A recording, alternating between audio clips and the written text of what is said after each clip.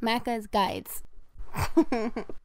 Hey guys, Macca here with the continuation of the Strange Brigade Collectibles Guide. This is Mission 4, the Towering Temple, and right near the beginning you should be able to walk out of a cave, look to your left to find a desk to find your first journal.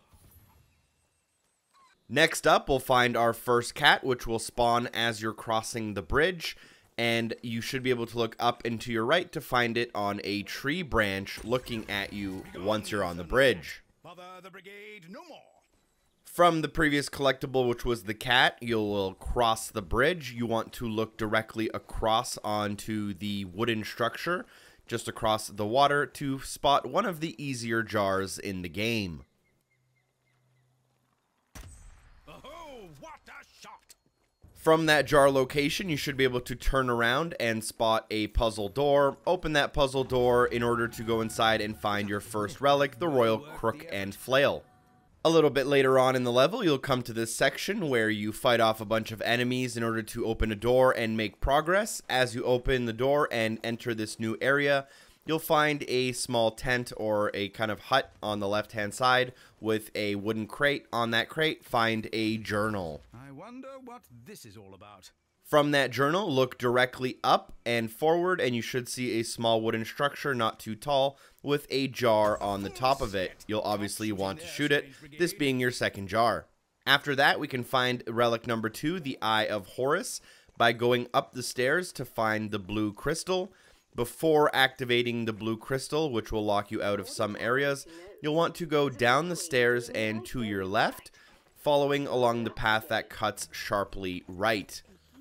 At the end of this path, you should find a snake puzzle. Completing that puzzle will open up this relic room, and inside you'll find the Eye of Horus.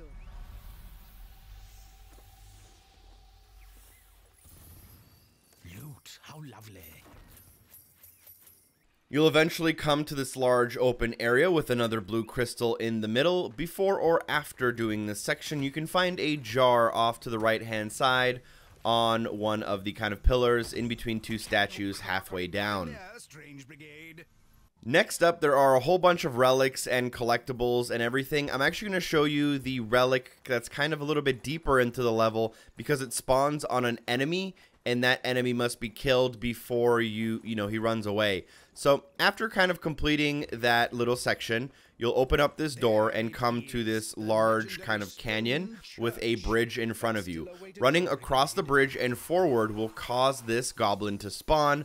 Make sure you kill him so that he drops the relic, which is the third relic in the level.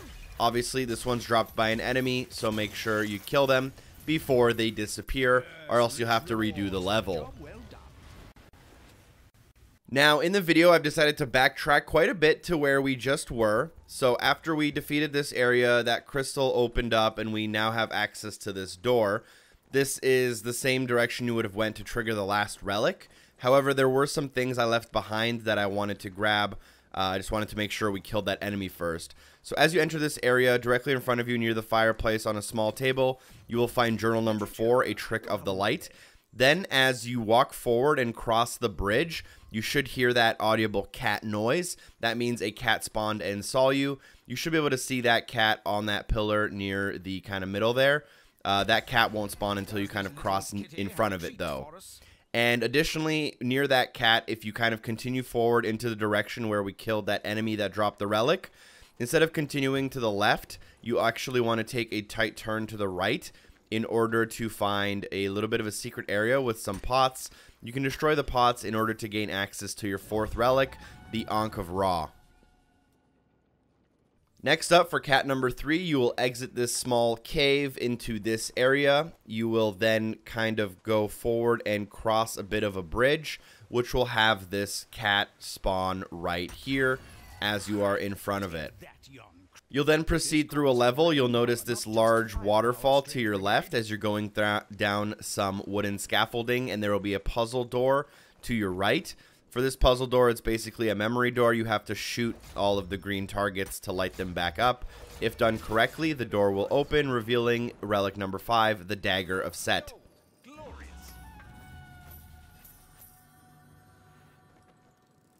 As you proceed down all of those wooden walkways and bridges connecting with tunnels and stuff, you'll reach kind of the end of the tunnels. You'll see a large blue crystal. Kind of before that, or right next to it, you'll want to pick up journal number 3. I love a good yarn, me. After the large battle that takes place here, you'll want to notice the large kind of wall, and then as you're kind of crossing the bridge, the cat should spawn on the left, kind of a little bit behind you. Beastly things. Next up, we have cat number 5, which is located in the room with all of the blue crystals and the light beams you'll need to redirect. In the far room, once you enter that middle area, you should be able to spot cat number 5 sitting on a ledge. No negotiating with them. Last but not least, you'll take a teleporter up into a room, and the room will look like this. Walking forward to your left will reveal journal number 5, Frightening Dreams. Oh, goody, reading, my favorite. Walking forward into the room will also cause the cat to spawn above you and behind you from where you entered the area. Shoot it. That should be your 6th and final cat, which will open up the golden cat idol door. You'll want to go inside and obviously pick up the golden cat. Then you'll want to turn around and you'll notice a puzzle door directly across the room. You'll be able to find the 6 symbols on the cliff sides around you. Shooting all of the symbols in the correct order without striking out will open up the room, revealing the 6th relic, the Atef of Osiris. A relic, good show. Last but not least is jar number 4, available during the final boss battle. If you have a really high-powered sniper rifle with a scope on it, you should actually be able to grab this one earlier. But if you kind of run forward and look to your right a little bit, you'll notice it on the cliff's edge. Watch out for all the enemies that will be attacking you, though, as you do it. Thank you so much for watching, guys. Drop a like, drop a comment, share this video series with a friend. Thank you so much for watching. Special thanks to the amazing people on Patreon for supporting the show. I'll see you in the next video. Peace.